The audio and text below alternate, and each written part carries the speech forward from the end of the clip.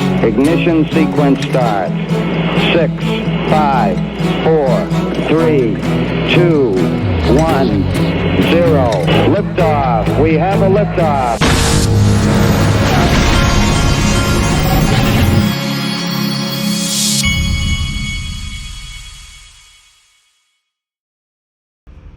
Hey everybody, this is the Digital Asset Investor, and we are celebrating the XRP Ripple win. It's Victory Day. Yesterday was Victory Day, but today we go through it all and we celebrate. I don't know how many videos I'm going to have to do today, but we're going to start with this one. I already have an 11-year-old who's telling me I need to take him to breakfast. He's aware of the Ripple win, and therefore he's already asking me for a nicer Lego set than what I would normally get for him. This kid has always got his wheels turning, and he's as appreciative to the judge as any of us because he's thinking about Lego sets. Let's check out the prices at XRP HQ, who is one of my sponsors. Look at it, read it, and weep, folks. We have ourselves a almost 80 cents XRP, okay, in third place behind Bitcoin, Ethereum, and Tether. More on that here in a minute. The link to XRP HQ is in the top of this description. I've also got a link to their Twitter account. Go give them a follow. These guys are going to be, now that we know a lot of these guys, it's fair game to build on the XRP ledger. This is where they can promote it. We'll be talking about it almost every day. Uh-oh, the official cool guy's got a message for Gary. Gary, are you there? Gary, we hit you with the spin move. We shaked and baked you. Thanks for playing. Thanks for playing. Oh, me. There's so many great things, but the first one and the most important one is this, okay? There's only one this is pinned and will stay pinned at the top of my Twitter handle. There's only one digital asset with legal clarity in the United States today, and that is XRP, not Bitcoin. It's the opinion of Gary Gensler, the opinion of Jay Clayton, the opinion of the CFTC, the opinion of the the opinion of the current chairman, the opinion of the last chairman, the opinion of the SEC, the opinion of the CFTC, all of their opinions is that Bitcoin is a commodity, but it is not legal. It's just opinions. Ethereum, it was the opinion of Bill Hinman. It was the opinion, and it was his personal opinion, basically is what they said from the beginning. It was apparently the opinion of Jay Clayton that Ethereum was not a security, but those are opinions. Gary won't even weigh in on it. Tether, mysteriously, they won't touch, they won't do anything to, won't even bring it up. But Tether, remember, and don't forget, well, I'm going to show it in a tweet here shortly, but this is the fact, Jack, no matter what anybody says. Bitcoin's up 49% on the year. Let me do a refresh here. Bitcoin is up 49% on the year. Ethereum's up 63%, but XRP is up 133% on the year. And I have not seen the wall-to-wall coverage from Squawk Box, Becky Quick, Andrew Ross Sorkin, Joe Squawk. I have also not seen them get their contributor, Jay Clayton, who started this whole mess, to let him weigh in on the whole thing. I'm not saying they won't, I'm sure they will. But this guy deserves to, not just to be sit there and opine on it, but to say, you know, Jay, you're the one that was the cause of this whole mess. You and Bill Hinman, that is. Rob Cunningham knocks it out of the park right here. The three SEC darlings in XRP. This is the state of the crypto market right now. These are the three that are above it. Bitcoin, Homeland Security met with the four Satoshis. They have lied and tried to pretend like they did not to the entire world for whatever, who knows how long. Ethereum has disguised whales. It's got ties to China. Joseph Lubin actively tried to help disguise the whales and bragged about it. They colluded with the SEC. They were in the meetings leading up to the Ethereum free pass. right? But those disguised whales are not, I've said it for years, those disguised whales, what that really is disguising centralization as decentralization. That's the reason they've been shouting decentralized from the rooftops, knowing that it wasn't. The ownership, you have to be able to see who owns all the Ethereum in order for this to be legitimized. And that's the fact jack too.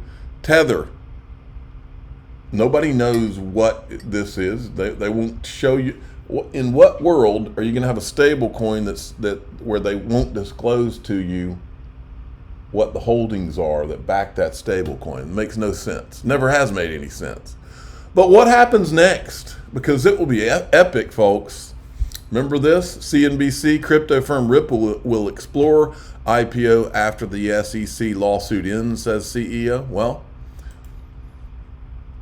Linked to just happens to be one of the last places that anybody is going to be able to get Ripple private equity. They've got some on the platform right now. I do not know how long it's going to last, but I can tell you this. They do have some on the platform. I checked before I showed you this. They are a sponsor. The link's in the top of the description. Have at it. I have a feeling that there's going to be a disappearing act on Ripple private equity in short order. Now I wanted to cover this. I made a list. There's got to be a ton more, but these are the ones. Let's give iTrustCapital. I was on the phone with them yesterday. Let's give them the proper credit here. They were the first exchange to relist XRP. They were ready to do it.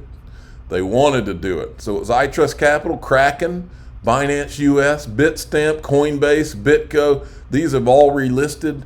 I'm sure there's a lot more. I don't see crypto. Another one is this right here, crypto.com relisted. Let's see who else. Any other ones in here? I don't even know what that is. Skrill. I don't see anybody, FTX. I don't see anybody significant in the list other than crypto.com. Well, how about this one? Yesterday, Gemini, when the ruling came out. Now remember, the Winklevoss brothers, they hate Ripple and XRP. They never listed XRP. Back in 2019, I used to kick and scream and beg for them to list XRP. I even told them, and it still stands, I will fly to New York City, because they used to they would have a bus that had Gemini on the side of it on the streets of New York back then. And those two guys would come out to the streets and talk to people. And I told them at that time, if you'll list XRP, I'll literally fly up there at my own expense and I'll help you promote that you just listed XRP. Not that they care, I just told them I would, just to be nice. Hey, Cameron and Tyler. See, yesterday when the ruling came out, they said, given today's ruling, sale of XRP on exchanges is not a security. Gemini is exploring the listing of XRP for both spot and derivatives trading. This is the poll I ran back in 2019. Would you open a Gemini account if they added XRP? 75% said yes. So I said, hey, Cameron, Tyler, Gemini doesn't take a Harvard degree where they went to realize this would be the greatest business PR move you ever made. 2019 flashback. And then Coinbase. So it's been a rocky road for XRP people in Coinbase, hasn't it? W, period. There's my thumbnail for today, right there. Simple as that. I might have one more thing on it. W for Ripple. W for the industry. W for the builders. W for a clear rule book. W for updating the system. Oh, and XRP is now open for trading. How about them apples? Now let's go over what when everything hit. Let's show you what some of the people from Ripple said. Brad Garlinghouse, we said in December 2020 that we were on the right side of the law, and we will be on the right side of history, thankful to everyone who helped us get to today's decision, one that is for all crypto innovation in the U.S., more to come. And let's start planning that proper party. I love it. Then he said this, the most important part of this ruling, XRP as a digital token is not in and of itself a contract, transaction, or scheme that embodies the Howey requirements of an investment contract. This is now a matter of law, not up for trial. Stuart Alderati probably laid it all out the best. A huge win today. As a matter of law, XRP is not a security. Also a matter of law. Sales on exchanges are not securities. Sales by executives are not securities. Other XRP distributions to developers, to charities, to employees are not securities. The only thing that the court found constitutes an investment contract is past direct XRP sales to institutional clients. There will be further court proceedings only on these institutional sales per the court's order. My absolute gratitude to the teams that have been working tirelessly on this matter for over the years. The judge's decision affirms so much of what this industry is fighting for and shows that the SEC does not have unbounded jurisdiction over crypto. Maybe we can start a rational conversation about crypto regulation in this country. Then this was Gary Gensler's press release. We are pleased that the court found that the XRP tokens were offered and sold by Ripple as investment contracts in violation of the securities laws in certain circumstances.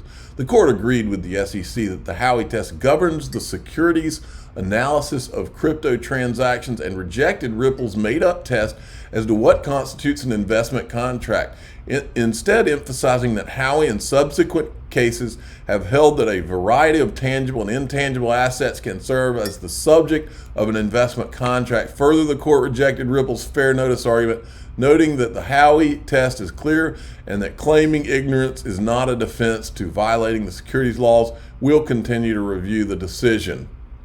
This lady says, SEC statement on Ripple has vibes of a young campaign hack spinning on bad facts versus powerful government agency expected to tell the truth. Do better. And Stuart Alderati says, could not agree more with Katie Biber. Pathetic statement coming from the SEC today. Take the loss. You earned it. Hang it around your neck, Gary. Ashish Birla, U.S. National Park Service announces Ripple Stuart Alderati will be added to Mount Rushmore, a true national hero. And then Chris Larson, who hardly ever says anything about any of this stuff. I haven't been as vocal on the lawsuit as Brad Garlinghouse and Stuart Alderati, but today is a huge win. That seems to be the theme. Huge win for crypto in the U.S. Big thanks to all who supported us along the way. Here's John Deaton. John Deaton went to his channel and did this. Check it out. I love it. The people to feel good about themselves, right? People who waited patiently, people who participated and took the time to sign an affidavit, get it notarized, who didn't mind their name being out there, who wasn't fear of retaliation by the government, who said, I just want to have my voice heard. Well, your voice got heard, and I can show you what I mean by that. So let's go through the opinion real quick. An exceptionally concise, well-written, well-analyzed decision by Judge Torres. Very methodical, very simplistic. She stuck to the facts and the law and gave her decision. And if there's one thing, I can only think of one criticism, and I've only read it through once, and I'll share that in a minute. But let's go through it real quick. She starts off with showing that she understands that the XRP ledger was open source. She talks about how anyone can access it and utilize the ledger, send a value over the ledger. That's important. People can run a node to be part of the validation process. And she talks about how there are independent developers who are on the XRP ledger that have nothing to do with Ripple. She doesn't say it in those exact words, but she does say other developers. The way she says it is other developers have built software products that use the XRP ledger, such as payment processing applications. And I know one of those developers was Spin the Bits, which is a payment app on the XRP ledger, completely independent from Ripple. And so this is a judge who took her time to learn these things. And she talks about how XRP was meant to be a better version of Bitcoin. And she goes through that history. And then she says, you know, the XRP ledger is based on open source software. Anyone can use the ledger, submit transactions, host a node to contribute to the validation of transactions, propose changes. So John's talking about people can build on this thing. Make sure you go in the description to XRPL HQ, These guys are, the spots are limited. So any of you that are going to be building on the XRP ledger, click on their promote button and contact those guys, because we're going to be showing it almost every day on this channel. Scott Johnson, look at this. There are emergency meetings. That's thumbnail worthy. Emergency meetings being set up at the SEC right now. Gary deserves everything that he gets, folks. This guy, it'd be even better news if we found out Gary Gensler was out this morning, wouldn't it? Financial Services Geo, this is how Congress took it. Now I want to show you that. Federal judge just rebuked Chair Gensler. A token is separate and distinct from the investment contract it may be a part of. Gary Gensler must work with Congress to develop clear rules of the road for the digital asset ecosystem. And then here's Tom Emmer weighing in. The Ripple case is monumental development in establishing that a token is separate and distinct from an investment contract it may or may not be a part of. Now let's make it law. Okay, so now Congress has the thing they need, is what he's saying. Brian Costello, the Winklevoss brothers, you know, they are giddy about this thing. If they don't, you'll know exactly how bad of guys they are if they don't list XRP in the midst of this, folks. Because the writing's on the wall. This is Cameron. He says the sale of XRP on exchanges is not a security, which means the sales of all cryptos on exchanges are not securities, and SEC and Gary Gensler have no jurisdiction over them. This is a watershed moment. I like that. Watershed moment. I like it. I like it. These guys, there's a lot of them. Thumbnails are easy to come by today, folks. Brian Costello, who has been all over the CCP infiltration of the United States, says the entire affair from Clayton to Gensler is an outright travesty. Their coordinated efforts to regulate by enforcement, shield our adversaries, and stifle American innovation is criminal. Best of luck to them, but let it be known that the ultimate victor will always be America. Victory, folks. I forgot. I think maybe I did. I don't remember. This is from Jeremy Hogan. I'm trying to show you as much a potpourri of everything that I saw that looked interesting from yesterday. Jeremy Hogan, this clip right here. He's telling you what he read out of the thing. She does not address secondary market sales, but per this order, most of the XRP out in the world are not securities. And so with a fungible token, it's not logically possible that any one XRP token is inherently a security. Therefore, secondary market sales are not unlawful sales. Tell me if you disagree. Next page. All right.